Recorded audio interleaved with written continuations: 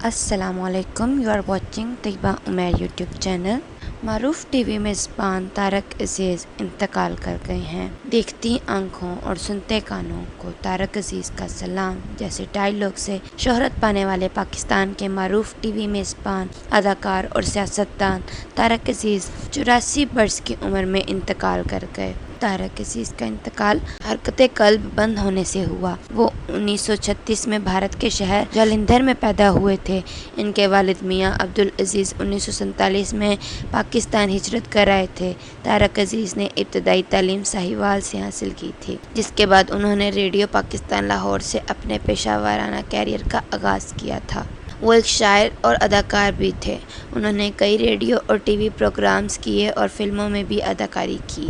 طارق عزیز نے اپنی وصیت میں لکھا تھا کہ چونکہ ان کی کوئی اولاد نہیں ہے، اس لیے وہ اپنے تمام اثاثے اور املاک پاکستان کے نام کرتے ہیں۔ طارق عزیز کے انتقال سے کچھ دیر قبل سوشل میڈیا پر ان سے منسوب اکاؤنٹ سے ٹویٹس کی گئی تھیں۔ بعد ازاں انہی اکاؤنٹس پر ان کی موت کی تصدیق کی گئی، تاہم کچھ ہی دیر بعد یہ اکاؤنٹ ڈیلیٹ کر دیا گیا۔ کیریئر: طارق عزیز کو پاکستان ٹیلی ویژن پی ٹی وی کے پہلے اناؤنسر ہونے کا اعزاز بھی حاصل ہے۔ انہوں نے نومبر 1964 میں لاہور سے پی ٹی وی کی نشریات کا آغاز کیا۔ انہوں نے 1974 میں پی ٹی وی پر نیلام گھر کے نام سے کوئز پروگرام کی میزبانی بھی کی، جو 4 دہائیوں تک جاری رہا۔ اس پروگرام کو بعد ازاں طارق عزیز شو اور پھر بزمِ طارق عزیز کا نام دے دیا گیا۔ انہوں نے نیلام گھر پروگرام میں دیکھتی آنکھوں اور سنتے کانوں کو طارق عزیز کا سلام جیسے ڈائیلاگز سے عالمی شہرت پائی۔ طارق عزیز نے 1960 اور 1970 کی دہائیوں میں پاکستانی فلموں میں سائیڈ رولز میں اداکاری بھی کی۔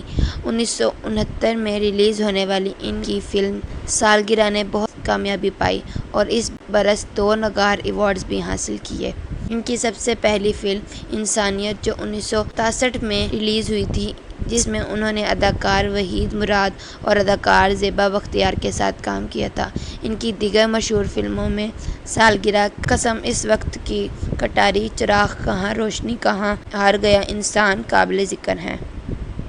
طارق عزیز کو ان کی فنی خدمات پر بہت سے ایوارڈز مل چکے ہیں اور حکومت پاکستان کی طرف سے 1992 میں تمغہ حسن کارکردگی سے بھی نوازا گیا تھا۔ وہ 1996 میں پاکستان مسلم لیگ نون کی ٹکٹ پر لاہور سے رکن قومی اسمبلی منتخب ہوئے تھے اور 1997 سے 1999 تک قومی اسمبلی کے رکن رہے۔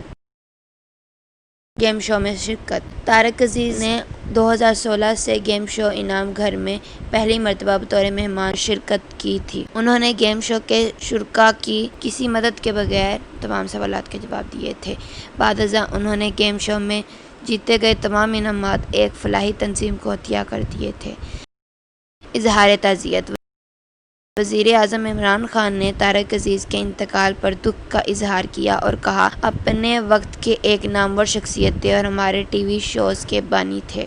پاکستان مسلم لیگ نون کے صدر اور قومی اسمبلی کے اپوزیشن لیڈر شہباز شریف نے کہا، علم و ادب سے محبت رکھنے والے ممتاز فنکار اور پروگرام نیلام گھر کے نامور میزبان طارق عزیز اور ریڈیو اور ٹی وی کے ہر میڈیم پر اپنی قابلیت اور صلاحیتوں کا لوہا منوایا۔ شہباز شریف نے کہا کہ پاکستان ان کے ایمان کا حصہ تھا اور وہ وطن کی پہچان اور پرجوش آواز تھے۔